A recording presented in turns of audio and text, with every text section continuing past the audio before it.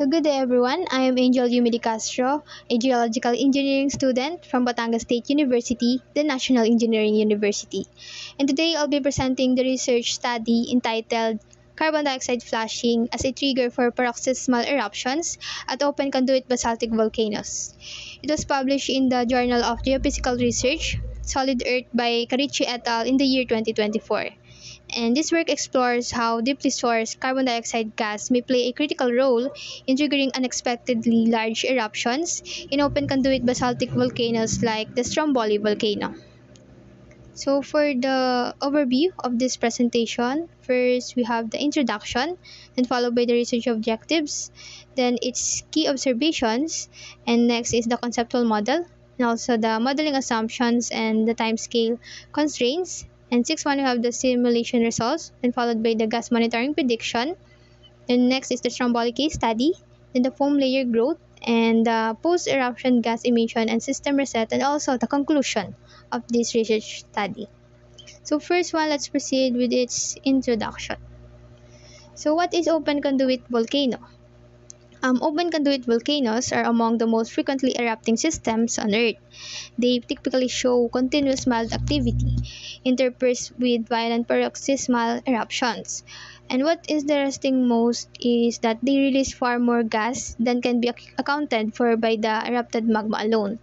This continuous but seemingly harmless behavior makes them popular for research and tourism, but also possess a risk.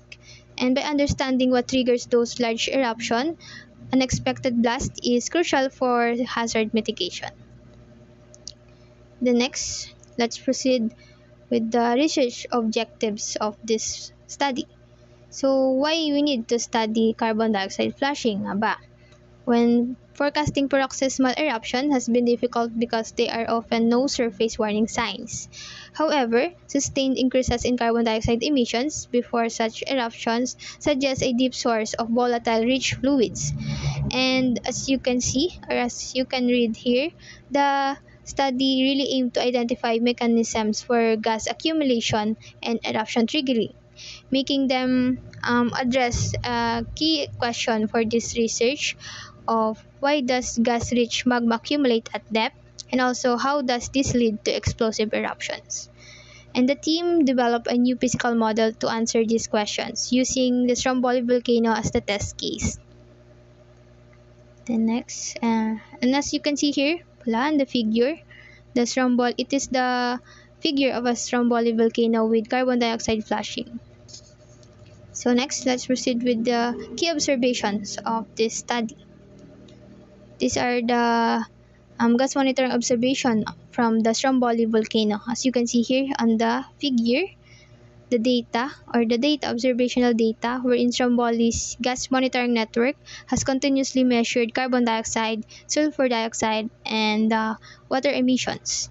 In the lead up to large explosions like the one on July 19, 2020, based on this study, there's a steady increase in carbon dioxide emissions and an elevated carbon dioxide per water ratio in the volcanic plume. Also, the frequency of small explosions rises, and this pattern suggests a prolonged buildup of deeply sourced gas before an eruption rather. And as you can see here in the figure, it shows a gas flux time series. So next, proceed with the conceptual model of carbon dioxide flushing based on this study. As you can see here in the figure, it shows how carbon dioxide interacts with magma.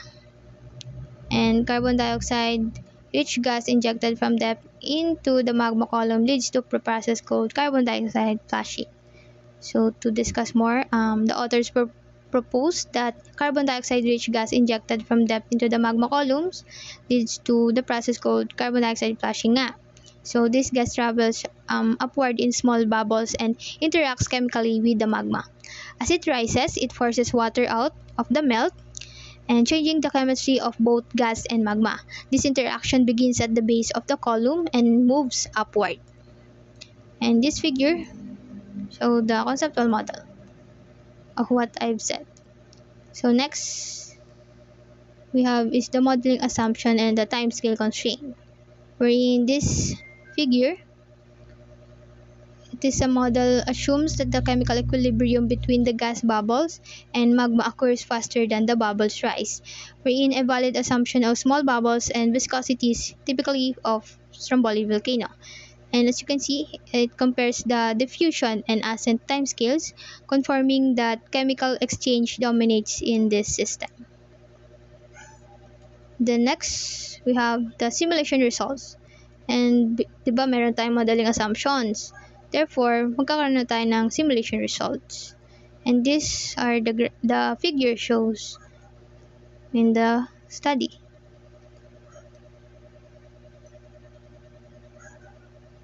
And this is the information wherein the simulation results reveal a progressive chemical equilibrium from the bottom to the top of the magma column, as you can see here in the figures or on the graph. As carbon dioxide-rich fluids flush through the system, carbon dioxide replaces water in the melt and viscosity increases, particularly at shallower depths. And this leads to a rheological layering with more viscous or gas-rich magma beneath less viscous or denser melt. Yan. Sabi nga dito, when carbon dioxide flushing modifies a volatile content and increases magma viscosity, wherein mas malapot yung magma and hindi siya makakamove freely. Okay. So let's proceed with the gas monitoring prediction of this study. Wherein carbon dioxide flux and carbon dioxide per water ratios reflect magma plumbing changes. So one of the most exciting part of this study is the model predicts what gas monitoring should observe at the surface. And as flushing proceeds, carbon dioxide flux increases. So the gas composition during passive degassing differs from that of small explosions, and which draw from deeper parts of the plumbing system. And as you can see here in the figure, it shows the carbon dioxide flux and the carbon dioxide per water ratio trends. So next, let's proceed with the Stromboli case study, wherein it happened July 19, year 2020.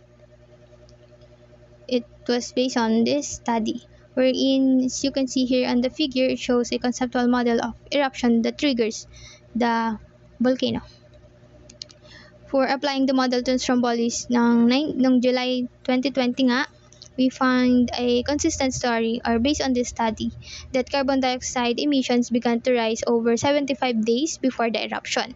And after the explosion, unusually high water vapor emissions were observed. And this aligns with the model's prediction, wherein flushing leads to water exsolution before eruption and massive release afterwards. So next one we have is the foam layer growth, wherein, as you can see here in the figure, the rates and eruption forecasting. To assess eruption timing, that authors calculated the growth rate of the gas-rich foam layer at the magma column base. As you can see here in the next figures, here, assuming a gas flux of 300 tons per day and a narrow conduit, the foam grows about 4 meters per day.